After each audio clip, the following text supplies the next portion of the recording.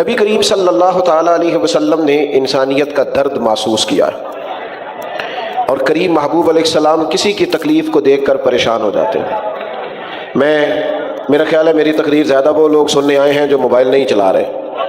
جو موبائل چلا رہے ہیں وہ تو گھر میں بھی موبائل ہی چلاتے ہیں۔ بھائی آپ بات سنیں توجہ سے، اللہ آپ کو سلامت رکھے، آپ مہربانی کریں۔ موبائلوں پہ تو ملاقاتیں پہلے بھی رہتی ہیں، تو آج چلو بغیر موبائل کے ملاقات ہے تو کوئی بات ہو جائے آپ دوستوں سے۔ پیارے بھائیوں، سارے لوگ زندگی کی دوڑ میں آگے نہیں نکل پاتے، سارے کامیاب نہیں ہو پاتے، نکمے نہیں ہوتے، بعض لوگ کام چور بھی نہیں ہوتے، لیکن اللہ کی حکمت کا تقاضا ہوتا ہے کہ بعض لوگ ایسے ہوتے ہیں جو زندگی کی دوڑ میں پیچھے رہ جاتے ہیں۔ غربت آ جاتی ہے، تکلیف آ جاتی ہے، آزمائش اور بیماری آ جاتی ہے۔ ہمارا دین، ہمارے نبی پاک علیہ السلام کی سیرت ہمیں یہ سبق دیتی ہے کہ جو لوگ زندگی کی دوڑ میں پیچھے رہ جائیں ہم ان کا بازو تھامیں، ہم ان سے محبت کریں گے۔ حضور علیہ السلام نے فرمایا تمہیں جو رزق دیا جاتا ہے وہ تمہارے کمزوروں اور ضعیفوں کی برکت سے دیا جاتا ہے۔ ہمارے ہاں جس آدمی کو نعمت مل جاتی ہے وہ اس کو اپنا حق سمجھنے لگتا ہے، اور وہ سمجھتا ہے کہ میں لائق تھا، میں سمجھدار تھا، میں پڑھا لکھا تھا، میں ہی محنتی تھا، یہ میرا حق تھا۔ حالانکہ ایسا نہیں ہے، یہ تو اللہ کا فضل ہے، جس کو چاہے عطا کرے۔ اپنے دل میں دوسروں کے لیے نرمی رکھنا، ظاہر ہے جس کی آپ مدد کر رہے ہیں، جس کے ساتھ آپ تعاون کر رہے ہیں، جس سے آپ پیار کر رہے ہیں، وہ ایک انسان ہی ہے۔ انسانوں میں غلطیاں ہوتی ہیں، کمزوریاں ہوتی ہیں، سستیاں ہوتی ہیں، غفلتیں ہوتی ہیں۔ کرنے کا کام یہ ہے کہ ہم اپنے دل کو کشادہ کریں۔ ہمیں ہمارے نبی رحمت صلی اللہ تعالیٰ علیہ وسلم نے جس نیکی کا حکم دیا ہے وہ یک طرفہ نیکی ہے۔ نیکیاں تجارت نہیں ہوتی کہ سامنے والا کرے گا تو پھر میں بھی کروں گا، نیکی یک طرفہ ہے۔ آپ بھی اگر بیٹھ سکتے ہیں تو بھائی بیٹھ جائیں، آپ لوگ جو کھڑے ہیں، اللہ آپ کو سلامتی عطا کرے۔ اگر تشریف رکھیں گے تو اچھا رہے گا، بیٹھ جائیں جی، اللہ برکت عطا فرمائے۔ تو نبی پاک صلی اللہ تعالیٰ علیہ وسلم نے ہمیں یک طرفہ نیکی کا کہا۔ معنی کیا ہے؟ کوئی کرے نہ کرے ہم نے نیکی کرنی ہے، کوئی شکریہ ادا کرے نہ کرے ہم نے نیکی کرنی ہے، کوئی اس کا احسان مانے نہ مانے ہم نے نیکی، کیونکہ بندے دیکھ کر نیکی نہیں کرنی، اللہ کی رضا دیکھ کر نیکی کرنی۔ آپ دیکھیے نبی پاک علیہ السلام کا مقدس طریقہ کیا ہے۔ قبیلہ بنو عراش کا ایک شخص مکہ مکرمہ اپنے کچھ اونٹ بیچنے کے لیے لایا تھا۔ چھوٹا سا تاجر تھا، دیہاتوں سے وہ جانور خرید کے شہروں میں بیچا کرتا تھا۔ تو وہ چند اونٹ بیچنے کے لیے مکے میں لایا تو اس بیچارے کے نصیب کے اونٹ اس سے ابو جہل نے خرید لیے۔ اب یہ دور وہ دور تھا جس دور میں وہ نبی پاک علیہ السلام کی بڑی شدید مخالفت کر رہے تھے، حالات بڑے سخت تھے۔ ابو جہل نے وہ اونٹ خرید لی۔ اب وہ شخص کہتا ہے میرے پیسے دو، کہتا صبح لے لینا، صبح جاتا ہے کہتا شام آنا، شام جاتا ہے کہتا صبح آنا۔ غریب آدمی تھا، کل سرمایہ جب اجڑ جائے تو بندہ کدھر جائے، بڑا تڑپا۔ لوگوں سے کہنے لگا یہاں سردار لوگ کہاں بیٹھتے ہیں۔ آج بھی کسی کو کسی چودھری سے سردار سے کام پڑ جائے تو وہ فون ہی نہیں اٹھاتا، وہ کہتا ہے میں مصروف تھا، میں بیزی تھا۔ اور آپ کے حالات خراب ہونے ابھی پوری طرح شروع بھی نہیں ہوتے کہ آپ کے نمبر بلاک ہونے شروع بھی ہو جاتے ہیں۔ حالات ابھی پوری ساری عمر ہی آٹا گد ہے، دے لکھاں کیتے نہیں پیڑے، اب وقت آیا ہی تھے محمد بخشا کوئی نہیں ہو بیٹھا نیڑے، چھوڑ جاتے ہیں لوگ، توجہ ہی نہیں کرتے۔ تو وہ شخص کہتا ہے کوئی شخص میری داد رسی کو تیار نہ تھا، توجہ رکھیں گے، کوئی تیار ہی نہ تھا۔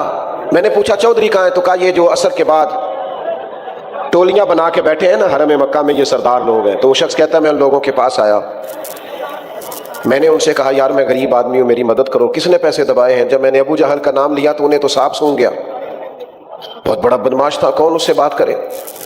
یہ ظالم پتہ ہے مضبوط کیسے ہوتے ہیں کہ جب وہ کسی اور پر ظلم کر رہے ہوتے ہیں تو ہم مظلوم کا ساتھ نہیں دیتے، پھر ظالم طاقتور ہو جاتا ہے۔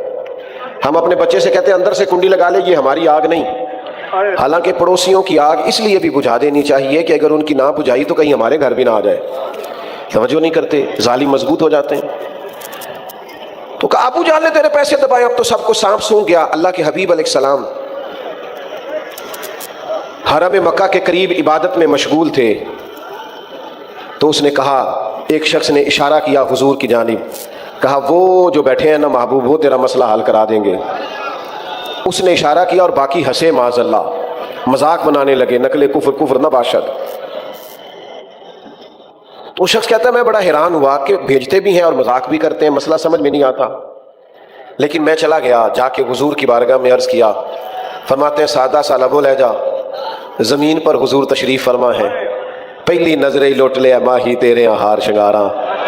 فرماتے ہیں نبی کریم صلی اللہ علیہ وسلم نے میری بات سنی، نہ قبیلہ پوچھا، نہ برادری پوچھی، نہ تعارف پوچھا. قربان جاؤں محبوب فرمانے لگے چل میں تیرے ساتھ چلتا ہوں. وہ جو وہاں بیٹھے تھے سردار، انہوں نے ایک بندہ بھیجا، کہا ساتھ جا کے دیکھو وہاں بھلا کیا بات ہوتی ہے. حضور تشریف لائے. وہ شخص کہتا ہے سارے رستے تو نظریں جھکی رہیں.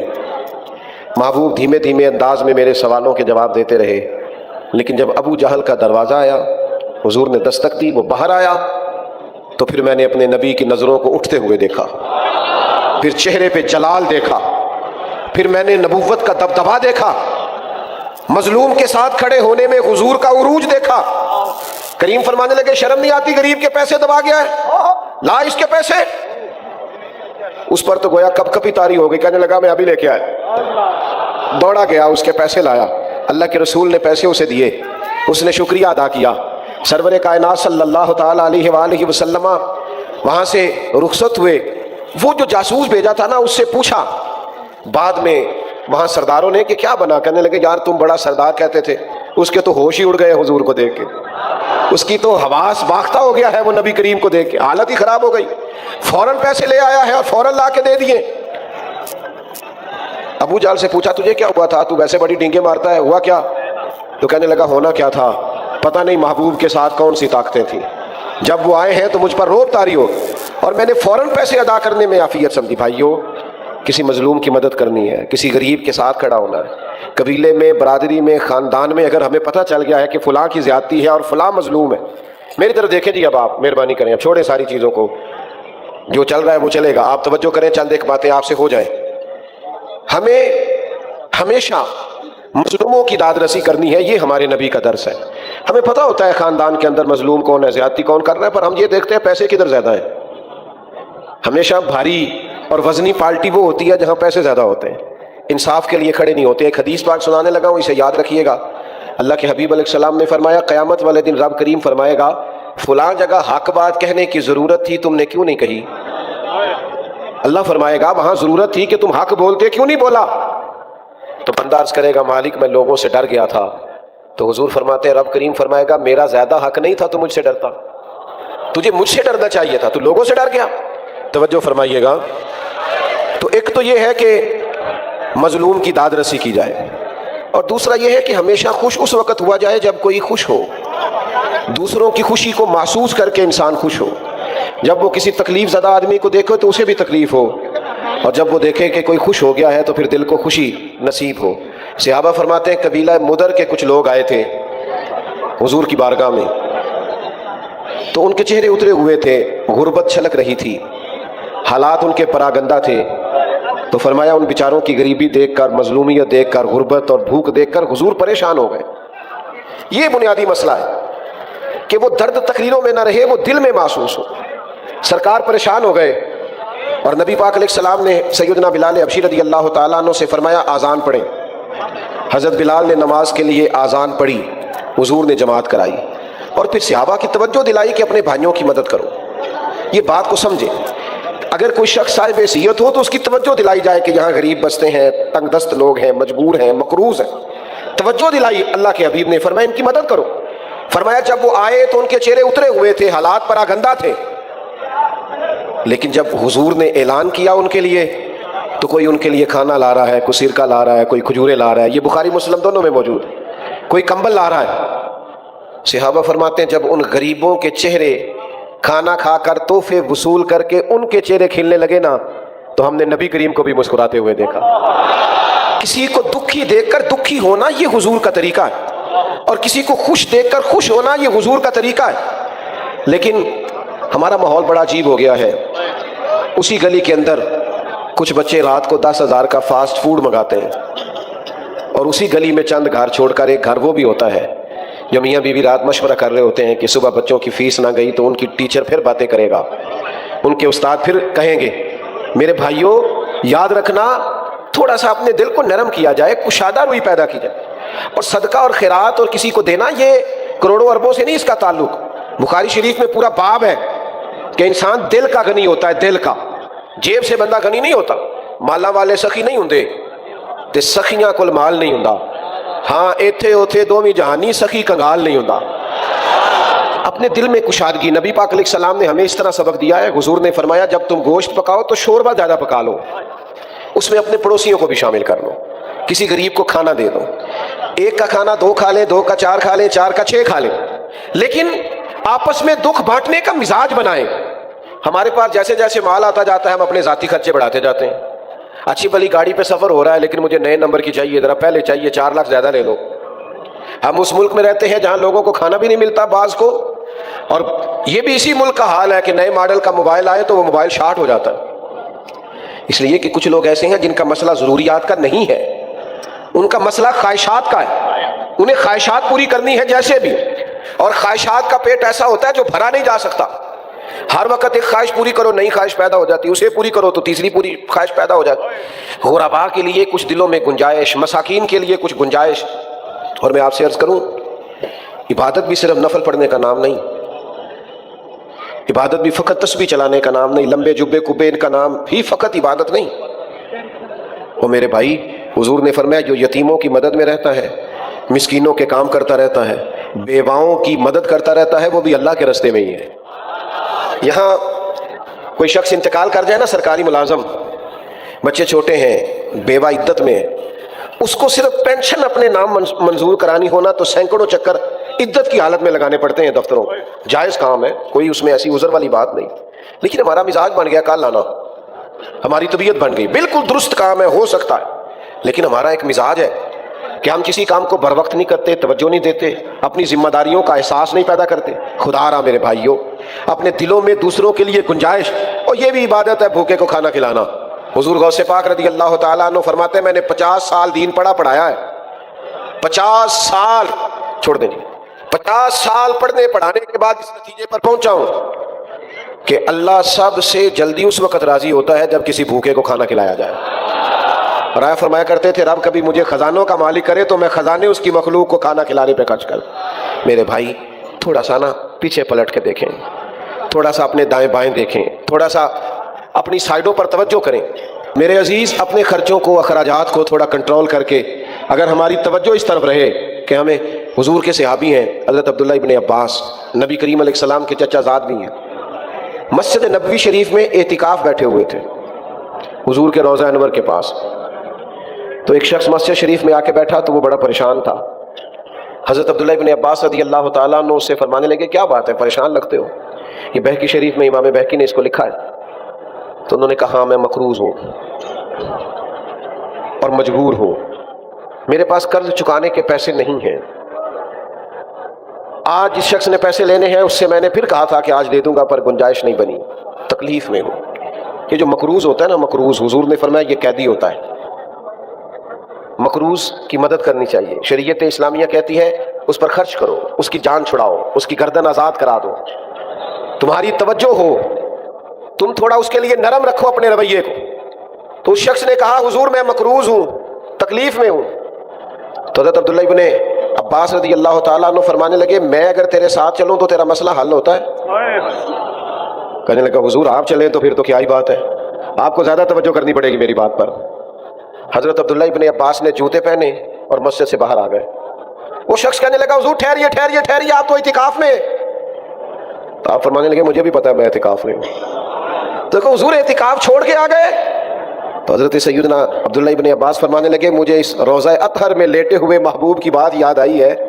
کریم رسول نے فرمایا تھا اور زیادہ دیر نہیں گزری, میں نے اپنے کانوں سے سنا کہ نبی کریم نے فرمایا اگر کوئی کسی کی ایک مشکل آسان کرے گا اللہ 10 اعتکاف سے زیادہ ثواب عطا کرے گا. یہی ہے ذوق عبادت کی انتہا ساغر. غم حیات کے ماروں کا احترام کرو. او بھائیو, کسی کی مدد کرنا, کسی کے کام آنا, دکھ سکھ میں کسی شخص کے ساتھ شریک ہونا, اس کے لیے اپنے سینے کو کشادہ کرنا, پیار کرنا, محبت کرنا, اس کو سیکھنا چاہیے. اپنے دل کے اندر اس کے لیے جذبہ پیدا کرنا چاہیے. اور پھر یہ جو میں نے بات عرض کی نا کہ کسی کی تکلیف کو تکلیف سمجھا جائے, اپنے ارد گرد بھی دیکھیں, بہو کی تکلیف بھی تکلیف ہی ہوتی ہے. اپنے دائیں بائیں دیکھیں, غور کریں. اگر بیٹی بد زبان ہے اور ہمیں پتہ ہے بد زبان ہے تو پھر داماد کی تکلیف بھی تکلیف ہی ہوتی ہے. اگر ہم کسی جگہ آفیسر ہے اور ہمارے نیچے کچھ لوگ کام کرتے ہیں تو مزدور کی تکلیف بھی تکلیف ہی ہوتی ہے. اپنے دلوں میں جب ہم گنجائش پیدا کریں گے، ہمارے سینے دوسروں کے لیے کھلیں گے، ہم اپنے دل کو کشادہ کریں گے، آپ یقین کریں خود بخود راحت پیدا ہوگی، خود بخود تسلی پیدا ہوگی، ٹھنڈک پیدا۔ امام حسین کے پاس ایک شخص کچھ مانگنے آیا، غریب تھا، تو 1000 دینار امام صاحب کے پاس پڑا تھا، سارا ہی مانگنے والے کو دے دیا، اور ساتھ کہنے لگے پتہ نہیں تھا آپ نے آنا ہے ورنہ بندوبست کر کے رکھتا۔ ہمارے ہاں درد دل ختم ہو گیا ہے، طبیعتیں سخت ہو گئی، مزاجوں میں تلخی آ گئی، کڑواہٹ آ گئی۔ وہ ایک صاحب مجھے کہنے لگے جی کی کریے جی ماڑے بندے بھی تے سیانے نہیں نا۔ میں کہا ماڑا بندہ تے سیانا ہوتا ہی نہیں، کیونکہ جدے گھر دانے وہ دے۔ ہاں میری غربت نے کیا مجھ کو زمانے میں بدنام، وہ تیری دولت ہے جس نے تیرے عیب چھپا رکھے ہیں۔ غریب آدمی تو سیانا نہیں نہ ہوتا بھائی، عقل مند ہونے کے لیے بھی تو مال چاہیے۔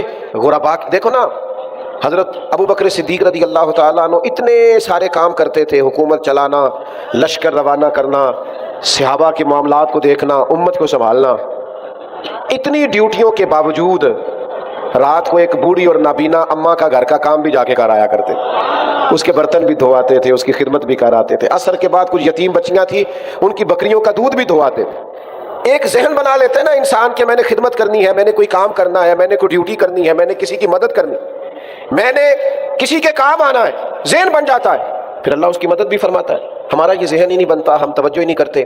میں بس بات ختم کرنے لگا ہوں۔ ہمارے گھروں کے اندر جو لوگ موجود ہیں نا، گھروں کے اندر، آپ کو پتہ ہے سیدہ عائشہ صدیقہ رضی اللہ تعالیٰ عنہ فرماتی ہیں حضور جب تک گھر میں رہتے تھے گھر کا کوئی نہ کوئی کام ہی کرتے رہتے تھے۔ باہر بڑی ڈیوٹی کر کے آئے ہیں سرکار، لیکن گھر آ کے سوچا ہے گھر والے بھی تو آگ کے سامنے کھڑے ہیں نا۔ تو احساس، گھر والوں کا بھی احساس، اور سب سے زیادہ گھر میں جو بوڑھے ہیں ان کا احساس۔ بوڑھوں کو صرف خرچہ نہیں دینا، کپڑے نہیں لے کے دینے، بوڑھوں کو ٹائم بھی دینا ہے، ان کے ساتھ بیٹھنا ہے، بات کرنی ہے، چھوٹے چھوٹے مشورے کرنے ہیں، ان کو بیکار نہیں کر دینا۔ ہم پتہ کیا کرتے ہیں، ہم ساری گپیں اپنے دوستوں سے لگاتے ہیں، ساری گفتگو باہر کرتے ہیں۔ کبھی کبھی ابا جی کو کرو نا ٹیلی فون اور کہو آج کھانا نہ کھائیے گا، میرے آنے تک میرا دل کرتا ہے آپ کے ساتھ بیٹھ کے روٹی کھاؤں۔ کبھی کبھی اماں سے کہو نا اماں میرا دل کرتا ہے آج تیرے ہاتھ کی روٹی کھانی ہے، دیکھنا ان کو اس دن دوائی نہیں کھانی پڑے گی، سکون کی نیند آئے گی۔